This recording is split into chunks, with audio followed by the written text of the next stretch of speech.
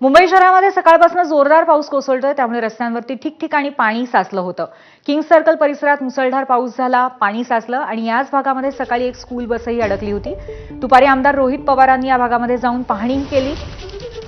एकंदरीतच किंग्स सर्कलच्या भागामध्ये रस्ते किती पाणीमय झालेले आहेत आणि गाड्या कशा पद्धतीने अडकल्या होत्या याची दृश्य आपण बघतोय।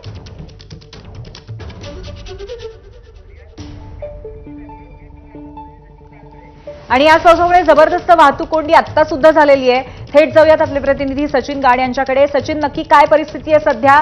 किती वाहतूक कोंडी झाली आहे?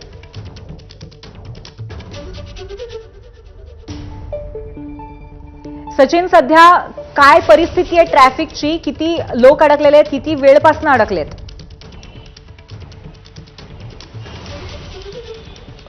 पूर्वी मुंबईत पावसाने विश्रांती घेतली असली तरी मुंबईकरांची परवड काही थांबत नाही। आपण सध्या पश्चिम द्रुतगती मार्गावरती आहोत, जोगेश्वरी परिसरात आहोत आणि आपण इथे बघितलं तर प्रचंड अशी वाहतूक कोंडी इकडे झालेली आहे। वाहतूक कोंडी ही थेट वांद्र्यापासून ते मालाडपर्यंत वाहतूक कोंडी असल्याचे आपल्याला दिसून येते। अतिशय संथ गतीने इकडे वाहतूक सध्या सुरू आहे। सकाळी मुंबईमध्ये प्रचंड असा पाऊस होता, रस्त्याची मुंबईत दुरावस्था झालेली आणि त्यामुळे सकाळी जेव्हा कार्यालय गाठायची वेळ होती तेव्हा प्रचंड वाहतूक कोंडीचा सामना मुंबईकरांना करावा लागला। अनेक तास मुंबईकरांना उशीर झाला आपली कार्यालय गाठण्यात आणि आपण बघतोय की आता जेव्हा परतीचा प्रवास सुरू झालेला आहे तेव्हा देखील मुंबईकरांची परवड काही थांबत नाहीये। प्रचंड अशी वाहतूक ही आता आपण बघतोय की पश्चिम द्रुतगती मार्गावरती झालेली आहे। अतिशय संथ गतीने वाहनं चालत असल्याची सध्याची दृश्यांमध्ये आपण बघू शकतो। पावसाने विश्रांती नक्कीच मुंबईमध्ये घेतलेली आहे। बऱ्याच वेळापासून पाऊस देखील झालेला नाही, मात्र असं असलं तरी मुंबईकरांची परवड काही थांबत नाहीये। जो वेळ सकाळी त्यांना कार्यालय गाठण्यात झालेला होता तसाच काहीसा उशीर आता मुंबईकरांना पुन्हा